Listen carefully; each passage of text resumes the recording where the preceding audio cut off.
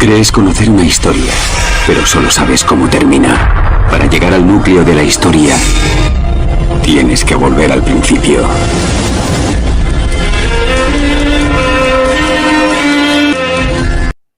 Buenas tardes y bienvenidos a todos a este canal. Bueno, pues lo cierto es que hoy se va a tocar el tema de la resurrección de Cristo desde un punto de vista histórico, usando la patrística, y la semana que viene lo tocaremos desde un punto de vista bíblico, ¿no? Bueno, lo cierto es que la patrística, pues muchas veces la usamos para echar un vistazo a la historia. Sabemos que realmente no es importante para nuestra fe, sin embargo nos puede ayudar a ver ciertas cosas que pasaron o qué creencias tenían en el segundo, tercer y cuarto siglo, ¿no? Bueno, con relación a la resurrección corporal de Jesucristo, pues hay ciertos temas que hay que tener en cuenta, incluso pues ciertos personajes, en este caso, por ejemplo, Irineo de León, pues que en principio no nos dan la razón, pero vamos a analizarlo todo antes de llegar a una conclusión. Lo cierto es que cuando estos personajes históricos salen a defender sus creencias contra el mundo gnóstico, en algunas ocasiones su exégesis bíblica dejó algo que desear, ¿no? O en algunos casos mucho que desear. Los gnósticos, de hecho, tenían ideas muy extrañas, muy difíciles de comprender, que hoy día realmente son prácticamente lo que enseña la cristiandad apóstata. Bueno, lo cierto es que cuenta Irineo y Tertuliano que, por ejemplo, los valentinianos, Valentín empezó a enseñar que Jesús nace como humano, un humano, que era el Hijo de Dios, y que después, el día de su bautismo, se le mete Cristo, y ese Cristo era el propio Dios Padre, formando a Jesús y Cristo. Por lo tanto, Dios se manifiesta en la carne, ¿vale? Cogiendo en este caso, o formando dos naturalezas, con el Jesús y con el Cristo, ¿no? Y bueno, al final, pues, estos cristianos tuvieron que salir, por ejemplo, Irineo de León, a defender que no, que es mentira, que Jesús solo vino en la carne. Nunca defendieron, bueno, sí, tenéis razón, no, simplemente defendían Jesús vino en la carne.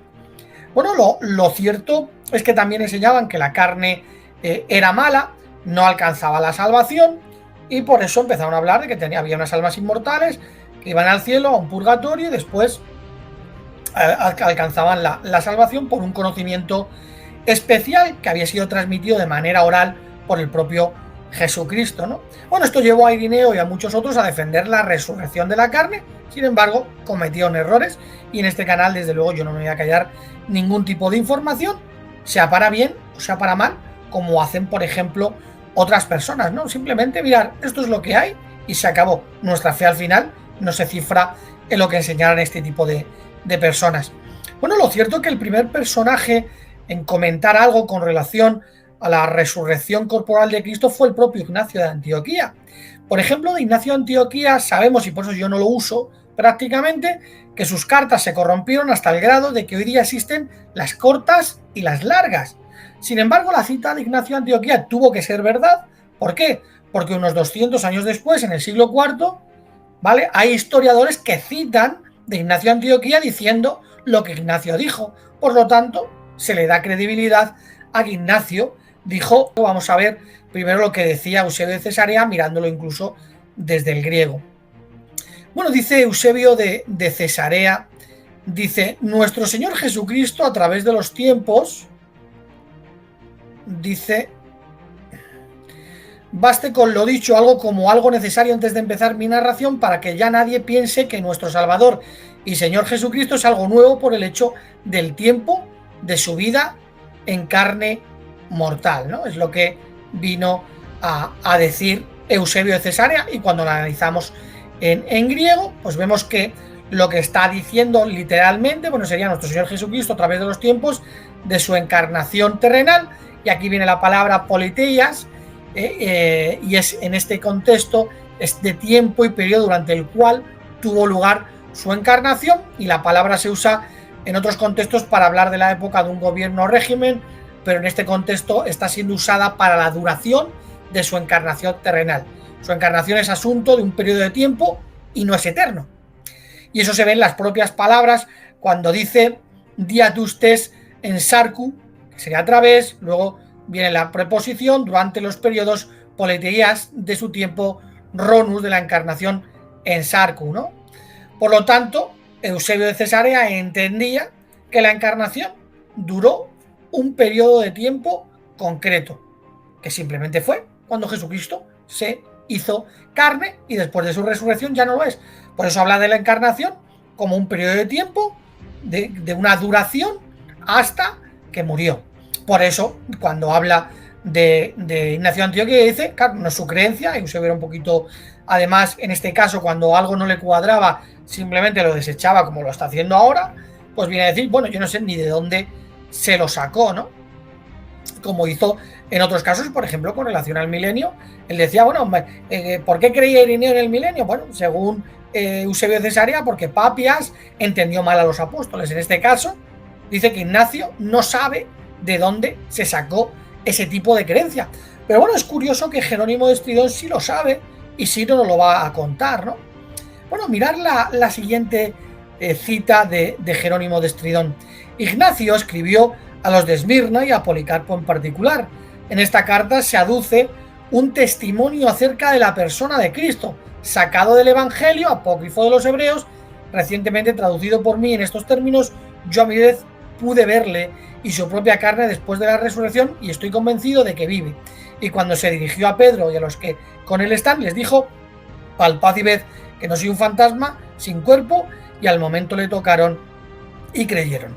Bueno, es curioso que Jerónimo, que ya era un trinitario, no dijese, bueno, Ignacio se lo sacó de la Biblia. Dice, Ignacio citó de un libro apócrifo. Es curioso que también Orígenes también dijera que se lo sacó de la predicación de Pedro, otro libro apócrifo de la época. Por lo tanto, ¿qué vemos? Bueno, vemos que en el siglo IV se decía que Ignacio de Antioquía había citado de libros apócrifos, y en este caso libros apócrifos que apoyaban la teoría de que Jesucristo resucitó con la carne. Es curioso que en el siglo IV estos personajes nos dijeran, bueno, es que lo decía la Biblia. Para ellos, Ignacio de Antioquía citaba de un libro apócrifo. Sin embargo, si Jerónimo es tajante, Gregorio Nianceno, uno de los padres capadocios, que junto a Atanasio son los que se inventaron y se prostituyeron con Roma, con Constantino, con el tema de la Trinidad, mirad lo que dice este padre capadocio trinitario. Dice, el Hijo de Dios en persona, aquel que existe desde toda la eternidad, aquel que es invisible, incorpóreo. Bueno, y eso además lo dijo en bastantes sermones que dio a lo largo de su vida, ¿no? Bueno, lo cierto es que es curioso que estuviera diciendo que en el mismo siglo de Jerónimo que Jesucristo era incorpóreo. No, Jesucristo hoy día los trinitarios creen que no es incorpóreo, forma parte de un solo Dios, un solo ser, que es espíritu, pero que él, dentro de ese ser, es físico, ¿no? Jesucristo es un ser físico. De hecho, Atanasio, que en este punto parece tener un punto un poquito más equilibrado con relación al trinitarismo actual, mirad lo que dice, y desde luego para mí está rechazando la creencia de la resurrección corporal de Cristo. Dice, si nosotros nos hacemos partícipes de la divina naturaleza, está citando en 2 de Pedro 1:4, para comunicación del Espíritu sería insensato quien afirmara que el Espíritu tiene una naturaleza creada y no la naturaleza de Dios, pues es por él por quien son divinizados precisamente aquellos en quienes está él. Si él diviniza, no cabe duda de que su naturaleza es divina. Bueno, lo cierto es que aquí está hablando acerca del Espíritu Santo. Había personas que en esa época había tres opiniones con relación a qué era el Espíritu Santo. Una de ellas era que era un ser creado, en este caso por ejemplo Orígenes, y ahora llega Atanasio y dice no puede ser un ser creado. Sin embargo, está hablando que los que forman la Iglesia por adopción van a disfrutar de la naturaleza divina. Bueno, vamos a ver en los próximos vídeos cómo disfrutar de la naturaleza divina. Como bien dice el apóstol Pedro, al final es ser un espíritu, tener la condición de espíritu y tener la imagen del celestial, como dijo el propio apóstol Pablo, ¿no? Bueno, Hilario de Pulier pues también dice algo similar, ¿no? Que es cierto que habla de la carne, pero como si nosotros fuéramos la propia carne de Cristo. Pero mirad lo que dice, el mismo peligro hay en negar que Cristo sea Dios en cuanto que es espíritu. Bueno, ¿qué está diciendo Hilario de Polier? Bueno, Jesucristo es Dios. Ellos ya empezaron a creer que Jesucristo era el mismísimo Dios, y negarlo es un peligro, al igual que negar que es un espíritu.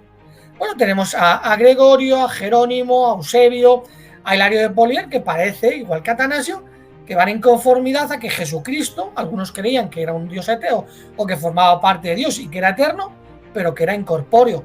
No parece que creyeran que Jesucristo tenía un cuerpo de carne, ¿no? Bueno, lo cierto es que cuando empezamos a analizar un poquito hacia atrás, ahora llegamos a Orígenes, porque es innegable que esa opinión tenía que estar por lo que nos cuenta Orígenes con relación de que hay gente que empezó a tener la opinión basándose en lo que dijo Ignacio desde libros apócrifos, empezaron a enseñar que Jesucristo había resucitado con su mismo cuerpo, ¿no? En este caso, bueno, pues tenemos ahí dos libros apócrifos, el libro de los Hebreos que terminó desapareciendo y la predicación de Pedro, ¿no? Vean lo que dice Orígenes de Alejandría, con lo cual la mentira transmite como en un enigma que no es apto para resolver y explicar el argumento acerca de la asunción de Cristo en un cuerpo humano, un argumento atado y escondido como una corbata para aquellos que no lo entienden, para decir algo digno de tal advenimiento comprimido como estaba en un espacio tan corto. Luego sigue diciendo, ahora considero que la humanación, cuando el Hijo de Dios asume carne y huesos, es uno de sus zapatos, y que el otro es el descenso al Hades, cualquiera que sea, y el viaje con el espíritu a la prisión. En cuanto al descenso al Hades, leemos en el Salmo, no dejarás mi alma en el Hades, y en cuanto al viaje en prisión con el espíritu, leemos en Pedro en su epístola católica, hacer morir, él dice, en la carne, pero vivificados en el espíritu, en el cual también fue y predicó a los espíritus encarcelados, los cuales en un tiempo fueron desobedientes. Cuando habla de la epístola católica, habla de la epístola universal, por lo tanto, esta carta del apóstol Pedro ya vemos que para principios del siglo III ya era universalmente reconocida, ¿no? Como enseña la Iglesia Católica, ¿no? Bueno, lo cierto es que está diciendo el propio Orígenes de Alejandría, bueno, sí, Jesucristo muere en la carne y luego resucita en espíritu y en esa forma espíritu va a predicar a espíritus, ¿no? Es algo que se ve con totalmente claridad en la Biblia y Orígenes pues lo transmite de manera correcta. Además, avisa del peligro de creer que Jesucristo resucitó y fue ascendido a los cielos de manera o como un simple hombre, ¿no? Bueno, lo cierto es cuando seguimos analizando, claro, Orígenes es cierto que también su creencia estaba relacionada, ellos creían, Orígenes empezó a enseñar que había unas almas en el cielo, que ya estaban antes de venir a la tierra, luego se meten en los cuerpos y luego vuelven otra vez. Es verdad que él no creía. Al final hay que reconocer que muchas de sus creencias estaban influenciadas por otras creencias. Claro, él no creía en la resurrección de Cristo corporal, porque es que tampoco creía en la resurrección corporal, estaba más relacionado incluso con lo que enseñaba el gnosticismo, ¿no? Pero bueno, eso no significa que no tuviera razón en este punto, ¿no? De hecho, Clemente de Alejandría, vamos a ir viendo lo que enseñaba también Clemente de Alejandría, dice, ahora bien, los ángeles de Dios son más sabios, los hicisteis, dice la Escritura, poco inferior a los ángeles. Este texto no se refiere al Señor, aunque también él tuviera carne, sino al hombre perfecto y gnóstico, hablaba el hombre perfecto y de conocimiento, inferior a los ángeles por el tiempo y la vestimenta de carne. Por lo que para Clemente es incomprensible que Jesús resucitase en la carne, pues la santificación para él es perder justo eso, ¿no? Es la carne. Bueno, este iba un poquito pues relacionado a lo que enseñaba el propio Orígenes de Alejandría, ¿no? Entendían que la carne había que quitársela y que había que ascender a los cielos, por lo tanto, también es cierto que su opinión pues estaba pues influenciado por otras creencias, en este caso, creer que se iba a ir al cielo y que la carne pues era algo que se tenía que terminar perdiendo. Bueno, y termina diciendo Clemente de Alejandría, dice, pero han sido santificados puesto que quien ha alcanzado ese estado consigue ser santo. ¿Qué estado? Evidentemente el estado de conseguir pues ser un espíritu, y evidentemente haber perdido la carne es lo que hacía que uno ya esté completo en el cielo, y en este caso pues Clemente de Alejandría, al igual que Orígenes, pues tienen un punto desequilibrado porque rechazan totalmente la resurrección de la carne. Sin embargo, sí que es verdad que tenían el punto claro de que Jesucristo no podía volver otra vez a la carne, ¿no? Bueno, vamos a ver ahora a Tertuliano, qué es lo que Tertuliano nos enseña, ¿no? Dice Tertuliano contra Praxias: nosotros declaramos, sin embargo, que también el Hijo, considerado en sí mismo como Hijo, es invisible, en cuanto que es Dios. ¿Qué es lo que está diciendo? Bueno, Tertuliano, tenemos que entender que su creencia era que Jesucristo es un ser creado que llega a ser tan Dios como Dios. Y claro, para Tertuliano, ser un espíritu es ser Dios. Por lo tanto, como es Dios o un Dios en el cielo, pues evidentemente Jesucristo no tiene un cuerpo corpóreo, sino incorpóreo, por lo tanto es invisible, ¿no? De hecho, mirad lo que dice Tertuliano. Sin embargo, si él es el mismo que era invisible antes de la encarnación, ¿cómo es que él realmente fue visto en la antigüedad antes de encarnar en la carne? Y por la paridad de razonamiento, si él es el mismo que era visible después de venir en la carne, ¿cómo es que ahora los apóstoles lo declaran invisible?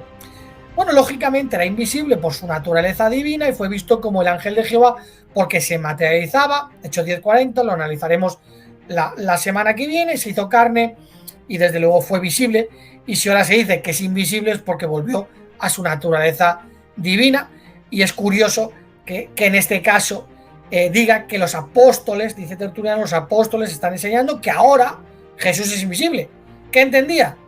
Pues que los apóstoles enseñaban que Jesucristo había vuelto a su naturaleza divina, por lo tanto, un ser incorpóreo, invisible, es lo que está diciendo Tertuliano, por lo que vemos que este otro llamado padre de la Iglesia, pues desde luego no creía en la resurrección corporal del propio Jesucristo, ¿no? Tenía un punto de vista un poco más equilibrado que el propio Orígenes o el propio Clemente de Alejandría. Sin embargo, algo que, porque al final es el mundo católico el que empezó a blasfemar contra nuestro Señor Jesucristo, a quitarle su divinidad, al decir que Jesucristo se llevó un cuerpo al cielo, ¿no? Pero es curioso, y es lo que derrumba de manera definitiva esta secta, lo que pasó, lo que nos va a contar Hipólito de Roma con relación a Calisto I, que sería un supuesto papa de Roma. Mirad lo que dice Hipólito de Calisto. Calisto corroboró la herejía de estos noetianos, pero ya hemos explicado cuidadosamente los detalles de su vida, y el mismo Calisto produjo igualmente una herejía y derivó sus puntos de partida de estos noetianos, a saber, en la medida en que reconoce que hay un Padre y Dios, es decir, el creador del universo, y que este Dios se habla de él y se le llama con el nombre de Hijo, pero que en sustancia es un solo espíritu, porque el espíritu, como la deidad, no es, dice, ningún ser diferente del logos o el logos de la deidad. Por lo tanto, esta persona, según Calisto, está dividida nominalmente, pero no así sustancialmente, o sea, un espíritu. Supone que este único logos es Dios y afirma que hubo en la facilidad del verbo una encarnación, y está dispuesto a sostener que aquel que fue visto en la carne y fue crucificado es Hijo, sino que el Padre es quien mora en él. Así Calisto en un momento se ramifica en la opinión de Noetus, pero en otro en la de Theodotus, y no tiene una doctrina segura. Estas son pues las opiniones de Calisto. Y luego Calisto, que realmente era unicitario, nos cuenta que fue corrompido posiblemente por Praxeas, y luego corrompe a Sabelio. Lo que pasa es que la Iglesia Católica no saben, porque no han estudiado mucho, la verdad, que es el que se separa y forma una secta aparte, y de que ahí vienen ellos, ¿no? Realmente este corrupto, que según Hipólito de Roma era un corrupto que permitía la inmoralidad, pues para recibir seguramente favores. La verdad es que parecía un papa de verdad, por lo corrupto y sinvergüenza que era. Sin embargo, pues al final era un unicitario, pero que estaba enseñando, y este es un papa de Roma infalible, que el Padre y el Hijo forman un solo espíritu. No habla de carnes, no, un solo espíritu, que realmente es parecido a la creencia de la Trinidad, ¿no? Un solo Dios en tres personas, que antes de venir Jesús a la tierra, en principio, ese Dios tenía que ser un solo Dios de tres personas y un solo espíritu, que realmente era lo que enseñaba este corrupto de Calisto. Y luego dice Calisto, porque dice Calisto, no profesaré la creencia en dos dioses, Padre e Hijo, sino en uno, porque el Padre, que subsistió en el Hijo mismo después de haber tomado para sí nuestra carne, la resucitó para la naturaleza de la deidad, poniéndola en unión consigo mismo y haciéndola una, de modo que el Padre y el Hijo deben llamarse un solo Dios, y que esta persona, siendo una, no pueden ser dos. Por lo que esta doctrina satánica de Calisto, bueno, al final termina convirtiéndose en lo que hoy sería el dogma de la Trinidad. Sin embargo, bueno, pues vemos claramente que un papa de Roma, evidentemente no lo era, pero bueno, para todas prácticas, como ellos dicen que sí lo era, estaba enseñando en el tercer siglo que Jesucristo y el Padre formaban una sola sustancia, en este caso, espíritu. Jamás enseñó ese corrupto que nunca fue papa, que se separó de la iglesia de Hipólito de Roma, pues enseñó eso, ¿no? Que Jesús era y el Padre era un solo espíritu, era unicitario. Sin embargo, bueno, vemos que no habla de que Jesús fuera carne, por lo tanto aceptamos el argumento de este católico papal y ellos mismos reconocían que Jesús era un espíritu, un solo espíritu que lo formaba con el propio Dios. Bueno, ahora llegamos a Ireneo de Lyon y bueno, tenemos que tener muchas cuestiones que tenemos que analizar, porque Ireneo de Lyon parece ser bastante tajante. Es cierto que es extraño que en el siglo IV estén echando en cara al propio Ignacio de Antioquía, que no se sabía de dónde había cogido este tipo de creencias, ¿vale? Y resultaba que Ireneo de Lyon es bastante tajante al respecto. Que nadie dijera, oye, Ireneo de Lyon, mira, podía haber dicho Eusebio de Cesarea lo mismo que dijo con relación a Papias, que Ireneo creía, porque Papias, Policarpo y muchos otros se habían confundido y habían interpretado mal el tema del milenio de los propios apóstoles, ¿no? Podía haber dicho también que Ireneo de Lyon lo entendió mal. Y más, sobre todo por el respeto que tenía Eusebio de Cesarea, y se ve claramente que esta persona lo había estado estudiando, ¿no? A mí me llama poderosamente la atención. Sin embargo, vamos a analizar algunos pasajes, vamos a ver algo de crítica textual y vamos también a ver algo de griego, ¿no? Bueno, en el primer libro, que además este sí sobrevivió en griego, de citas de Eusebio de Cesarea, por lo que me extraña, y del propio Hipólito de Roma, bueno, después de decir, como podéis ver aquí, bueno, que él creía en un solo Dios, que el Padre era subordinacionista total, luego dice la ascensión a los cielos en la carne de Cristo, amado Jesús. Bueno, ahí vemos que creía, según esto, en la ascensión a los cielos. Sin embargo, hay una versión católica que yo uso, en este caso por la conferencia del episcopado mexicano Luis Morales Reyes Alcántara, de San Luis Potosí, presidente. Bueno, y bien, la verdad es que no usan eso, dice la pasión y la resurrección de entre los muertos y la asunción a los cielos del amado Jesucristo. Bueno, lo cierto es que aquí vemos que hay un problema de crítica textual, unos que sí ponen el tema de que fue que subió al cielo con la carne, y otro que pone que no, ¿no? Sin embargo, bueno, cuando analizamos el griego, que fue posiblemente tomado del manuscrito de Hipólito de Roma, ya para finales del siglo XVIII, siglo XIX, pues vemos que aquí viene una palabra que está en aoristo, esta palabra que veis aquí en griego, y que habla pues en pasado, ¿no? En voz pasiva, hablando de que la primera vez que se usa la palabra encarnado, que habla en pasado, ¿no? Sin embargo, luego se usa otra vez otra palabra que por lo que se ve, que dice aquí, que diría al final, cuando pone ek necron kaiten en sarkon eitus uranus anelepsis tu ega pemenu, ¿no? Pues parece que sí, está diciendo en este caso que Jesucristo, ¿vale?, se encarnó y subió a los cielos. Parece que hay ciertos manuscritos en latín que no vienen, pero en este griego, que también tiene su antigüedad, aunque no tan antiguo, parece que no viene, pero vamos a ver que sigue diciéndolo en su obra, ¿no? Y sobre todo, para mí lo más importante es la exégesis que hace al final, porque yo, para mí, que haya una palabra que no cuadre en el contexto, puedo entender que fue una manipulación. Por ejemplo, los escritores estos tramposos, claro, fue Erasmo de Rotterdam el que tradujo a Ireneo de Lyon, pues por ejemplo Romanos 9.5 lo ponen como en la actualidad. Sin embargo, cuando él explica Romanos 9.5, lo explica como lo entendemos nosotros. Y claro, cuando hace una exégesis yo entiendo lo que está realmente diciendo, por mucho que hayan puesto un texto traducido como lo ponen las Biblias actuales. Por eso entiendo que Irineo de León posiblemente tuvo que enseñar algo así, ¿no? Aunque haya un silencio histórico con respecto a su persona. Por ejemplo, si seguimos analizando, luego dice en el capítulo 16 de su libro, creo que era el cuarto o el quinto, no lo he puesto, el mismo vendrá en la carne, en la cual sufrió para revelar la gloria del Padre, ¿no? Y bueno, en el 7.1 también dice Cristo resucitó en su carne. Bueno, pues la verdad es que en sus escritos, por lo menos en lo que viene siendo las copias en latín de Erasmo, porque las de Erasmo también se perdieron y solo quedan copias de las de Erasmo, parece que sí viene el tema de la carne, ¿no? Lo cierto es que, bueno, en la última cita pues vemos que sigue diciendo lo mismo. En el 31.2 habla de que resucitó la carne y mostró sus clavos, ¿no? Entonces, bueno, lo cierto es que es innegable que Irineo en toda su obra podamos decir que se falsificó tantas cosas.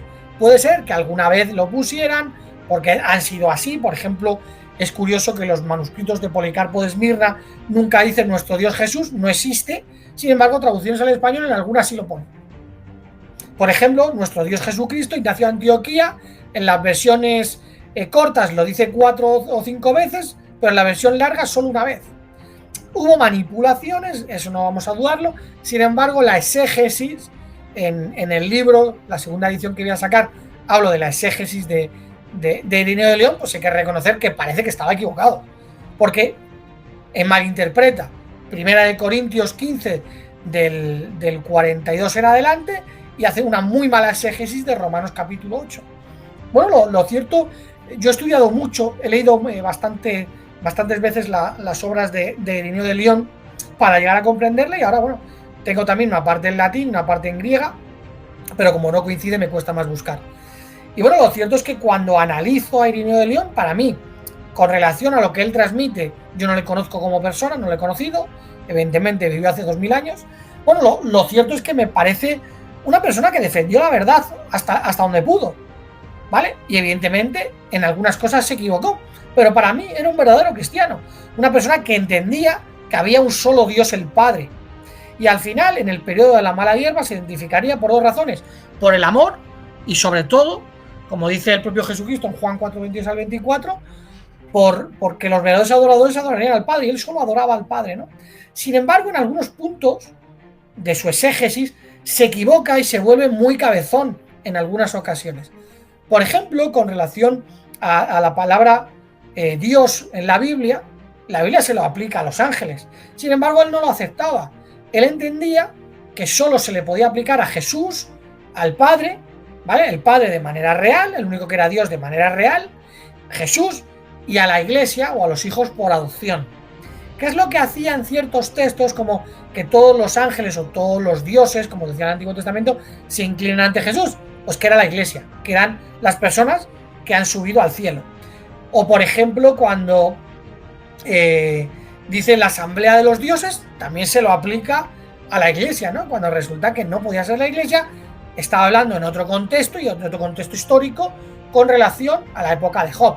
Sin embargo, él lo aplica porque no quiere reconocer que a los ángeles se le llama Dios, cosa que los judíos reconocían. De hecho, ¿qué le llevó este tipo de exégesis?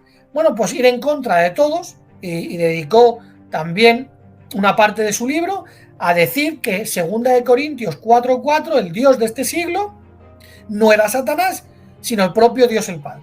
Eso era una barbaridad. Lógicamente, Irineo se equivoca. Una mala exégesis de no querer reconocer algo que se ve con claridad te lleva ¿a qué? Pues a tener que malinterpretar otros textos. Al final, Irineo de León entendía que hay un grupo que va a gobernar en los cielos, un grupo que va a estar en la tierra hecha un paraíso, perfecto, pero ¿cuál era el problema? Que él entendía y defendía la resurrección de la carne para los dos grupos. No hizo una buena exégesis entendiendo que hay un grupo que resucita en espíritu y otro grupo que es el que resucita en la carne, entendiendo lógicamente que habría un grupo que iría al cielo con su propia carne. Por lo tanto, Jesucristo también tuvo que resucitar con su propia carne. Bueno, para mí, Ireneo de León, aunque hay ese vacío histórico con relación a que con Ignacio sí se meten, pero con Ireneo no, pues me da la sensación de que este hombre se equivocó.